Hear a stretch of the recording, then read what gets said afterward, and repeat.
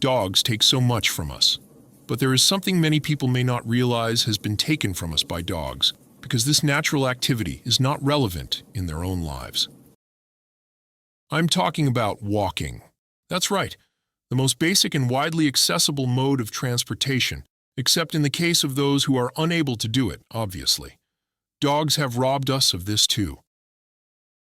The ancient wisdom that the human body is designed to walk is now backed up by modern science. There are many physical and mental health benefits, even from walking as little as 20 to 30 minutes per day. And you could even walk only a few times a week, or only 6, taking a well-needed day off, and you'll be benefiting. In other words, you do not even have to do it every single day. Whilst walking is a lot rarer in most parts of the United States than it is in many other nations, people in general are walking far less than early humans, who were easily capable of walking an average of 20 to 30 kilometers in a day, or 12 to 18 miles. Although the distances covered would have varied widely, estimates indicate average daily distances were in the range of 6 to 16 kilometers. Walking is very interesting because although it is often associated with leisure today, or with exercise, it was once an absolute necessity. People did not make any special effort to get their steps in. Walking is also one of the most commonly cited inspirations for creative breakthroughs or clear thinking. I can't count how many times I have heard a person say, or have said myself, "I'm going to take a walk to clear my head," either in a film or in real life. Walking in general, both for exercise and leisure, as well as a way to get places, is something I used to do a heck of a lot more of than I do now. And it is indeed dogs that have ruined this activity for me. One thing I used to enjoy doing is going on a long walk with headphones and an MP3 player. I would mostly listen to music, but this is also a great way to enjoy podcasts. I would even convert many of IHD and Animal Uncontrol's longer streams or voice chats and walk whilst listening to those. I would even walk whilst listening to a lecture about walking. Here is a clip. Walking. I made this list, a brief list of dedicated walkers. I could have gone on and on and on and on. It's ubiquitous throughout the cultural history. In letters, notes, journals, books by authors, we have clear and consistent references over and over again to the importance of walking, to their own self-awareness, the development of the depths of thought in their artistic processes, philosophical ideas, scientific ideas, mathematical breakthroughs. It comes up again and again and again. It's just consistent and ubiquitous, and therefore I think often overlooked. What's particularly remarkable about this is for most of human history, if you wanted to go anywhere, you had to walk. And so these are people who are going out of their way to walk more than they have to walk already. It's not like they don't walk, because you have to. You walk. You don't take the bus in Athens, right? You wait a long time for the classical Athens bus. But if you want to walk today, you really do have to be mindful that there are dogs about everywhere. Several older people in my own family have told me that they no longer feel safe walking in their neighborhoods because of dogs. My grandmother, who died several years ago, even used to carry a stick around for personal protection because of dogs about. And here is a Reddit post titled, "Dogs Ruined My Walk." Yesterday I finished a game of golf and headed back to my car. There was a man stood just near my car with what looked like, to my untrained eye, a bully breed. This thing was huge.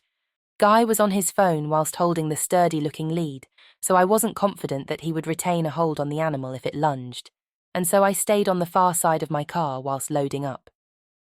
This extremely powerful-looking dog just stared at me the whole time, didn't so much as twitch an ear, full on watching my every move. Nothing happened, but I was really uncomfortable. Then this morning I took a walk up the road to this place, with some fairly remote houses around. I'm trying to do this for my mental health every day. It's a public area with set walks, so it's not like I was trespassing. I rounded a corner, and there's this medium to large dog just standing there about 20 feet away. Again, it just stared at me. No tail wagging or anything else. It just stood there and stared, so I turned back and went home. no owner in sight. As I was walking back up the road, a bloke was walking his German Shepherd on a tough-looking chain. I wasn't that close, but the dog kind of pulled on his chain to intrude on me. I gave it a wide berth and apologised to the owner, explaining that I was a bit nervous around dogs. Guy just laughed and wished me a pleasant walk. I know from having read many of your reports on here as well, that dogs have ruined hikes, walks and the outdoors in general for many of us. And as I was just telling Sonia, I'm honestly surprised we haven't gotten rid of dogs on that basis alone. After all, their presence is a serious and pervasive public health issue. It is something people from all, pardon the pun, walks of life have to endure and deal with, or else go out of their way to avoid or miss out on what would otherwise be an enjoyable part of life, or sometimes a bare necessity, all because of dogs. There is no shortage on the web of stories involving dogs and dog owners ruining hiking experiences for people, but some of us do still walk to get places, and for that matter, even in a block of flats, an apartment building, we can scarcely get to the mailroom without having to yell at some nutter to call back their dog, or to tell them that it really should be on a lead, or to pull out our pepper spray and prepare to use it. In any case, we don't have to go out of our way to encounter dogs. Quite the contrary, we are often forced to go out of our way to avoid them, as noted. Walking is a very satisfying activity. Apart from the weather or external factors like traffic or people's shitty dogs, there really aren't too many downsides. As forms of exercise go, it is fairly low impact, and almost anybody can do it, in almost any stage of life development. We learn how to do it very early on, and, contrary to common perception, our parents do not teach us to walk. This is a skill we discover on our own, in due time. It is the most basic form of locomotion, and something we do all the time without thinking about it. After all, unless you have lost the use of your legs, you get to your fridge by walking. That is also how you get from the inside of your house to the outside, by walking. You then walk to your car or your bus stop when you go to work.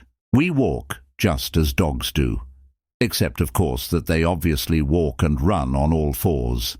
And, if you'll pardon the second pun, we are not on equal footing, as these noxious gremlins are naturally a lot faster than we are. There is another Reddit post titled, "Aggressive Dogs Make Walking Trips Difficult," and the list goes on and on. This is a daily reality for so many people, and the struggle is real. Dogs rob us of this basic human ability to get around, to commute, to travel, to improve our health, to get some thinking done, to clear our heads, to get away, to get to a destination, to travel freely. Dogs really do restrict our freedom of movement, as I have pointed out many times before. If you want to support this content and see more of it, please like and subscribe. If you hate this content and want to fight for weird predator parasites, here endeth the lesson. Get out. Get out. Get out of here. Go on, get the hell out of here. Get out. Get the fuck out of here! Come on, get the fuck out of here and stop wasting my time. Get the fuck out of here. Nina. Listen carefully. Get the fuck out of here. Get the fuck out of here. Tell them what to do. Get the fuck out of here. Tell them what to do. Get the fuck out of here. Tell them what to do. Get the fuck out of here. Get out, get out, get out!